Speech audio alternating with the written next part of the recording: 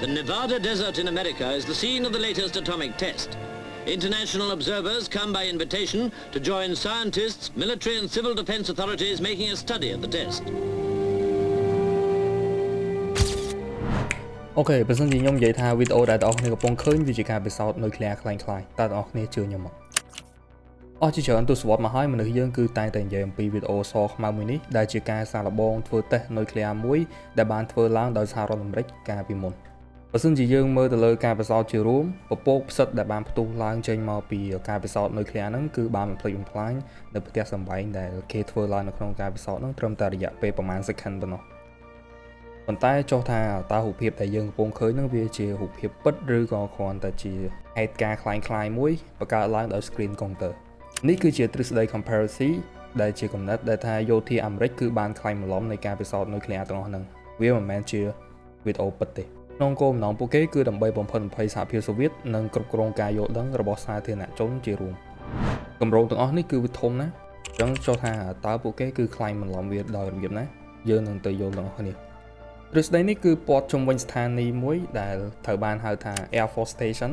នៅលើភ្នំ Lookout ដែលជាកន្លែងផលិតខ្សែភាពយន្តអត្ថកម្បាំងកម្ពុជារបស់សហរដ្ឋអាមេរិកនៅក្នុងទីក្រុង Los Angeles រដ្ឋ California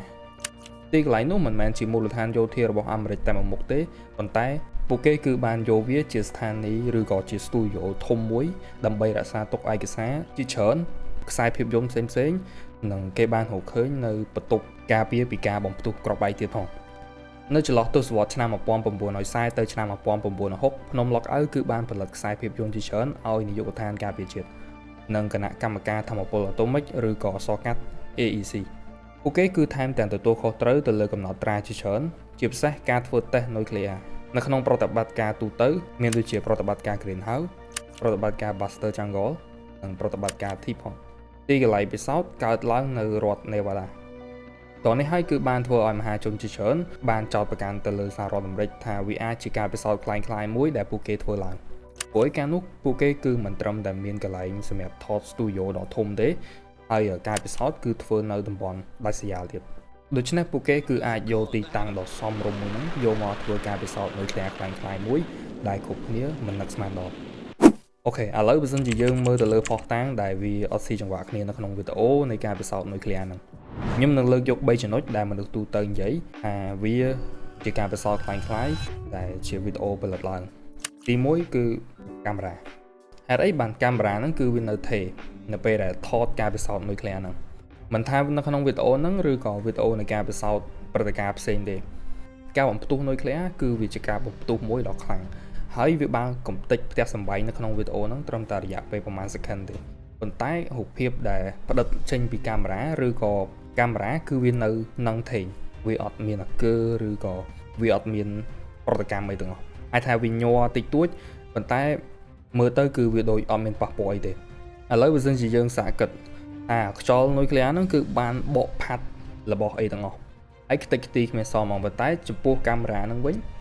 វាបែរជានៅធម្មតាហើយអត់មានហោះទៅតាមខ្យល់2ប្រទេសរ៉ូលកាមេរ៉ាដែលផ្ដិតរូបភាពហ្នឹងបើសិនជាយើងនិយាយពីការពិសោធន៍ផ្ទុះនុយក្លេអ៊ែរមួយដែលវាខ្លាំងខ្លានិងមានកម្ដៅខ្លាំងអាចនឹងឆេះរបស់គ្រប់យ៉ាងដែលនៅឆ្ងាយល្មមពីវាប៉ុន្តែប្រទេសរ៉ូទាំងអស់នេះគឺវាអត់មានខូចខាតអីឬក៏ប៉ះពាល់ជាមួយវិទ្យុសកម្មនៃការផ្ទុះហ្នឹងទេ quality វីដេអូគឺនៅតែធម្មតាគឺវាដូចយើងមើលអញ្ចឹងអត់មានដាច់ប៉ុសអត់មានអីទេគឺវា stable ហ្មង3ការផ្ទុះទាំងអស់នេះគឺវាខុសពីធម្មជាតិនៃរូបវិទ្យាយើងបានន័យថានៅក្នុងការពិសោធន៍ហ្នឹងនៅពេលដែលនុយក្លេអ៊ែរផ្ទុះអាពពកផ្សិតដែលវាផាត់ខ្យល់មកមើលមកដូចវាសពនិមិត្តជាងការពិតវាអត់រស់រវើកដូចទៅនឹងការផ្ទុះជាក់ស្ដែងទេហើយអ្នកខ្លះទៀតថែមទាំងអះអាងថាការផ្ទុះនេះមើលទៅវាដូចជាការរៀបចំចេញមកពីពពួក scale model ឬក៏គំនូរខ្នាតទូចដែលរៀបចំឡើងនៅក្នុងកន្លែងណាមួយហើយថតវាបង្កើតជា scene ឲ្យយើងឃើញថាការផ្ទុះហ្នឹងគឺវាមើលមកដូចការពិតចឹងប្រភេទ scale model ខ្នាតទូចហ្នឹងវារបៀបម៉េចអាហ្នឹងគឺវា simple ទេបើសិនជាយើងដែលមើល behind the scene គេថតតុក្កតាថតអីគឺគេរៀបចំកន្លែងណាមួយចឹងបន្ទាប់មកថតវានៅក្នុងរូបភាពចិត្តហើយប្រើ slow motion ប្រើអីចឹងទៅដែលរៀបចំដូចមានផ្ទះដើមឈើឡានអីមកកញ្ញុបហ្នឹងបន្ទាប់មកគេយកទៅ edit ឬក៏ tool អីផ្សេងនៅក្នុង application គេចឹងទៅហើយបានជាចុងក្រោយលទ្ធផលចេញមកបានឲ្យវីដេអូយើងឃើញហ្នឹងហើយវាសិតតែជា3ករណីដែលយើងសន្និដ្ឋាននៅក្នុងការពិសោធន៍ខ្លាំងៗហ្នឹងដល់គ្នាប្រកាសជាឆ្ងល់ថាប៉ុណ្ណឹងទៅពិសោធន៍អីហើយមិនធ្វើពិតហ្មងទៅមូលហេតុដែលអាមេរិកធ្វើខ្លាំងៗគឺវាអាចនឹងមានហេតុផលមិនមែនគេចេះតែធ្វើទេទី1គឺសង្គ្រាមចិត្តសាស្ត្រប្រឆាំងទៅនឹងសហភាពសូវៀតដូចយើងដឹងហើយថាបើសិនជាអាមេរិកគឺមានវីដេអូមួយដែលបញ្ចុះបញ្ចូលទៅពិភពលោកបានថាពួកគេគឺមានអាវុធនុយក្លេអ៊ែរដែលខ្លាំងក្លាអញ្ចឹងវាអាចជាការបំភ័យមួយដល់មិនបាច់ទៅហៅរឿងគេឬក៏ទៅវាយគេទេគេនឹងខ្លាចឯងតែម្ដងហើយបើសិនជាការវិសោធន៍នឹងខ្លាំងគឺវាចំណេញទាំងធនធានដែលអាមេរិកមានទៀតនឹងបង្ហាញថាសង្គ្រាមគឺអត់មានគេឈ្នះអាមេរិកទេបើសិនជានរណាចាប់ផ្ដើមគឺនឹងបាត់បង់ដោយការបង្ហាញនៅក្នុងវីដេអូហ្នឹងចឹងករណីទី2គ្រប់គ្រងការយល់ដឹងរបស់សាធារណជនបើសិនជារដ្ឋាភិបាលគឺអាចបង្ហាញពីរូបភាពនៃការផ្ទុះនុយក្លេអ៊ែរខ្លាំងបែបនេះដូច្នេះប្រជាជនសហរដ្ឋអាមេរិកគឺអាចនឹងភ័យខ្លាចនិងគោរពទៅតាមប្រតិបត្តិការរបស់ US ទី3វាជាតម្រូវការមួយសម្រាប់កុំឲ្យមានការពិសោធន៍បរាជ័យបានន័យថាការពិសោធន៍នុយក្លេអ៊ែរដំបូងវាអាចនឹងមានបញ្ហាឬក៏វាខុសប្រក្រតីណាមួយដែលធ្វើឲ្យលទ្ធផលបន្ទាប់ពីការពិសោធន៍គឺវាអត់ដូចអីដែលពួកគេរំពឹងទុកឧទាហរណ៍វាអាចធ្វើឲ្យទឹកដីអាមេរិកគឺខូចទ្រង់ទ្រាយកាន់តែធំជាងនឹងអីចឹងទៅឬវាអាចប៉ះពាល់ទៅលើតំបន់ចិត្តហ្នឹងនៅពេលដែលវិទ្យុសកម្មគឺធ្លាយការពិសោធន៍ដែលមិនដឹងពីលទ្ធផលបែបនេះហើយបានជាគេចាប់អារម្មណ៍ទៅលើការបង្កើតវីដេអូខ្លាំងៗជាជាងការធ្វើរូបភាពពិតទោះបីថាទ្រឹស្ដីនេះគឺគេបញ្យល់អំពីការពិសោធន៍ទាំងអស់នេះវាអាចនឹងខ្លាំងៗក៏ដោយប៉ុន្តែដូចយើងដឹងចឹងថារឿងដែលកើតឡើងនៅក្នុងពេលហ្នឹងគឺមានសាក្សីជាច្រើន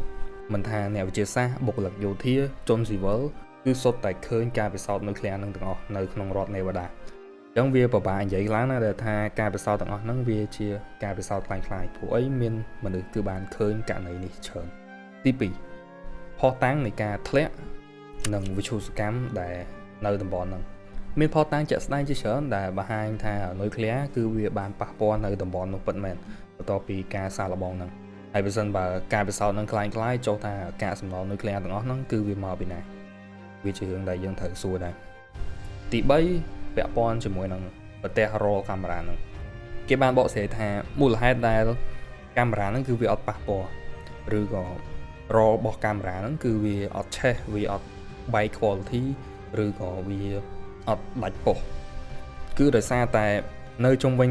កន្លែងកាមេរ៉ាថតហ្នឹងគឺមានប្រដាប់ការពារវាអាចជាទូកញ្ចក់មួយឬក៏អីមួយដែលបិទ4ជ្រុងនៅវាអញ្ចឹងទៅហើយកាមេរ៉ាហ្នឹងគឺមិនមែនកាមេរ៉ាដែលយកទៅដាក់ថតចិត្តដែលយើងឃើញទេគឺវាអាចចាប់មកពីចម្ងាយហើយគេថតវានៅក្នុងរូបភាពលឿនបានឲ្យយើងឃើញពីការខូចខាតនៃការផ្ទុះនុយក្លេអ៊ែរហ្នឹងចឹងអស់គ្នាយល់មិនដែរគិតថាការពិសោធន៍នេះវាជាការពិសោធន៍ខ្លាំងៗឬក៏មិនតើវាជាការបំភាន់ភ្នែកឬក៏វីដេអូនេះជាការបង្កើតឡើងដោយអ្នកគេផ្សេងហើយផុសចូលក្នុងអ៊ីនធឺណិតចឹងទៅអ្នកគ្នាអាចខមមិនខាងក្រោមបានពីអីដែលអ្នកគ្នាយល់ជួបគ្នាជាមួយខ្ញុំ SL នៅវីដេអូថ្មីមួយទៀត That's all I got. Peace and love. I'm up. Bye bye.